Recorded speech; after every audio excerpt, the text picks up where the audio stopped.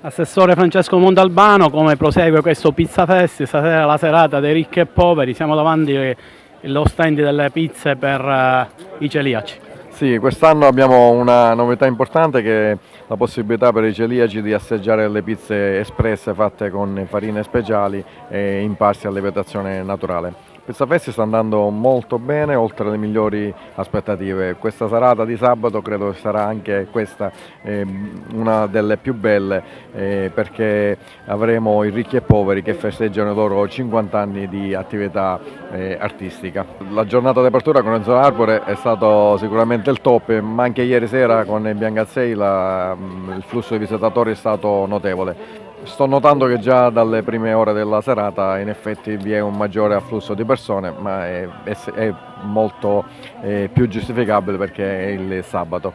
All'ottavo Pizza Fest, che tipo di pizza ha assaggiato questa sera?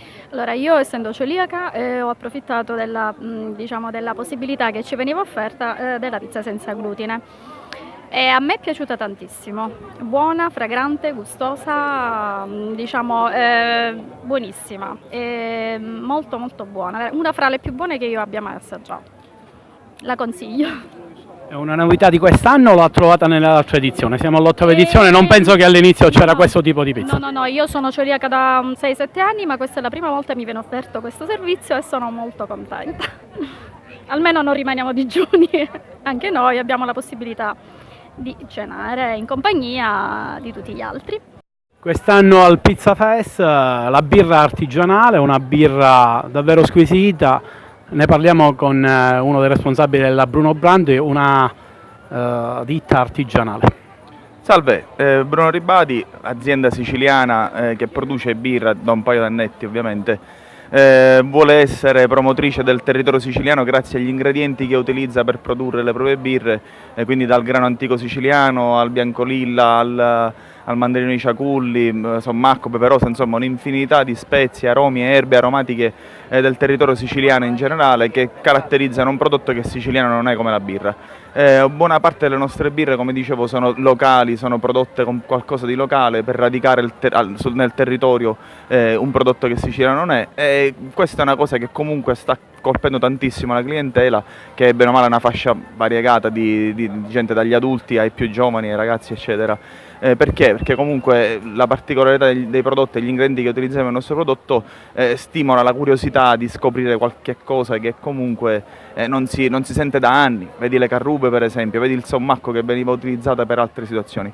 Siamo con i due angeli dei ricchi e poveri, 50 anni di musica, stasera a Ribera un gran bel concerto, iniziamo dal gentil sesso, Angelo, da Angela. Sempre da lei. Sono contentissima, guarda, c'era un pubblico meraviglioso, siamo veramente contenti di essere qua, anzi vorremmo ritornarci perché ci siamo trovati troppo bene, grazie, siete veramente meravigliosi, grazie. Avete onorato davvero il Pizza Fest stasera, una gran folla, gente entusiasta davvero. Guarda, la cosa importante è questa, che noi ci siamo divertiti moltissimo e questa è la cosa più importante, cioè di partecipare con il pubblico e divertirci. E poi abbiamo mangiato da Dio, arance meravigliose qua, stupendo tutto, un mare stupendo, Pesce. È un paese incredibile questo, veramente complimenti a voi. Una domanda a tutte e due, i ricchi e poveri non tramontano mai? Ah beh, questo dovete dirlo voi, noi speriamo proprio di no. Speriamo di no, ecco, ce la mettiamo tutta per non tramontare, ci sarà un momento che tramonteremo anche noi. Angelo, tu? Sì, anch'io tramonterò prima o poi con Angela, ma lo speriamo più tardi possibile. Comunque ci diamo appuntamento, abbiamo fatto 50 anni, ci vediamo fra 50 anni, d'accordo? Grazie a tutti. Nei vostri sogni tra 50 anni, ciao, un bacio. Ciao, grazie, ciao.